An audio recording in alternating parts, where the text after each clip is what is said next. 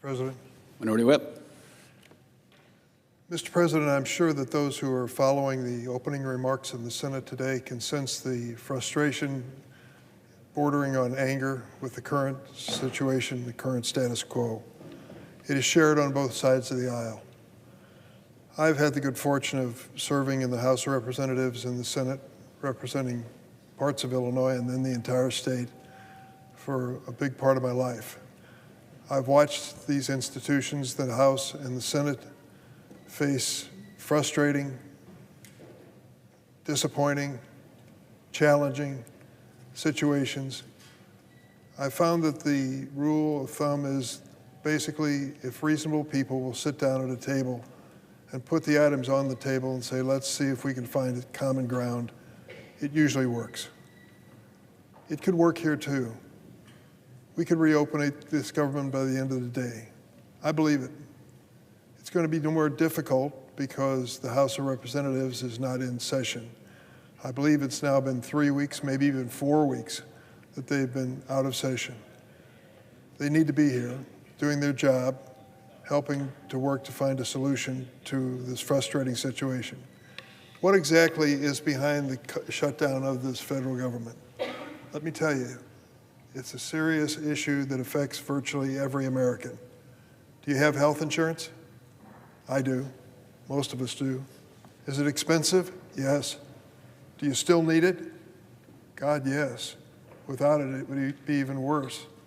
One automobile accident, one broken bone, one serious diagnosis, you could wipe out the savings of most American families. That's the reality. So health insurance is critical. People need it. And you know what's going to happen soon? I'm sorry to say, we're going to see a dramatic increase in health insurance premiums. There was a debate here several months ago on what the president called his big, beautiful budget. And the big, beautiful budget did many things, but in addition to some of the spending decisions, it made the decision that we were going to give a tax break to the wealthiest people in America. People like Elon Musk. His tax break, if I remember correctly, I don't have it written down here, was $230,000 a year. I would say that's a lot of money for most Americans. Mr. Musk, though, is so rich, multi-billionaire, he probably wouldn't even notice it. But the $230,000 tax break for the wealthiest Americans meant that other programs needed to be cut. And what were the programs that President Trump and the Republicans in Congress decided to cut? One was Medicaid. Medicaid is a pretty universal program that affects millions of Americans in the services that they receive from clinics, from hospitals, even living in nursing homes. Medicaid's an important part. The Republicans, in order to provide the money for tax cuts for people like Elon Musk, needed to cut $1 trillion out of Medicaid over the next 10 years. What does it mean in my state? Well, we worry. Will rural hospitals or any inner city hospitals survive if Medicaid is cut? Will the nursing home people be able to stay in the nursing homes? Those are important and critical questions. The second part of the decision by the Republicans in the big, beautiful budget to provide a tax break for the wealthy was basically to eliminate the tax subsidy that is available for middle-income families under the Affordable Care Act. What does that mean? Well, for some people, they're going to see the results in the mail in just a matter of days. The target date in Illinois, which I represent, is October 27th.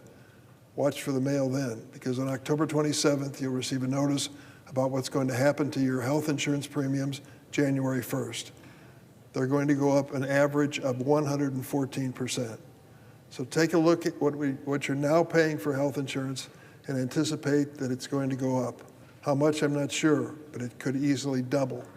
For a lot of families that are struggling to survive, that's going to become a difficult challenge. How are we going to pay this premium? These are the same families that come back from the grocery store every Saturday and Sunday and say, I can't believe what's happened to the price of beef. I can't believe what's happened to the price of produce.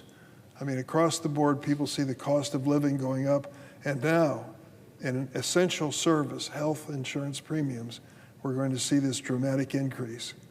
It's this increase that's going to affect millions of Americans, over 20 million Americans, that is the heart of this decision about whether this government is going to reopen. We have said to the Republicans, we believe that American families need a helping hand and need it now, not something to talk about later, but now, so that we can do something to stop these premiums from going up dramatically. You know what's going to happen. When the premiums go up, some families will say, no problem, making plenty of money, hate it, but we can pay it. Other families are going to say, how in the world are we going to do this? We're going to have to get a health insurance policy which has more co-pays and deductibles that are paid for us for virtually everything. So we're going to pay through the course of the next year for this increase in premiums anyway. And some will walk away, say, I just can't afford it. Can't make ends meet, can't pay utility bills, electric bills that are going up, and other things that we face, and this health insurance premium too. We're just going to have to drop the insurance and hope for the best. Well, I'm sorry for those people, because it not only means that they're facing risks in life without the protection of health insurance. We know statistically that when you don't have health insurance or any basic health insurance, that you forego treatment and examinations. And that's not good, and it's not healthy, and it doesn't lead to a good result. So is that an important issue for your family? I'll bet it is. It's an important issue for every single family. And that's what is at the heart of this government shutdown. The need for the Republicans and Democrats to sit at a table and say, how can we spare American families from this hospitalization increase that they're going to face inevitably, millions are going to face, with bad consequences. Can we do it? Of course we can. People of goodwill can reach a conclusion that they're going to find a way to compromise and see this issue come to an end. We need to do it now. Not next week, not the week following, but now. There's too much hardship that's going on with this government shutdown, and it should not continue. So my appeal is to the President, delay your trip overseas. My appeal to the Republicans in the House is come back home, come back down, I shouldn't say home, come back to Washington, leave your home, come back to Washington and go to work with us on a bipartisan basis. Is that what America wants? You bet it is. To address this issue of health insurance premiums, do it on a bipartisan basis and end this government shutdown. We can do it today. There's a lot of furniture in this Capitol. I've seen it over the years, and there are a lot of tables. There are many tables big enough for the leaders in Congress and the President to sit down and reach an agreement. That sit down ought to happen sooner rather than later. Mr. President, on another issue unrelated,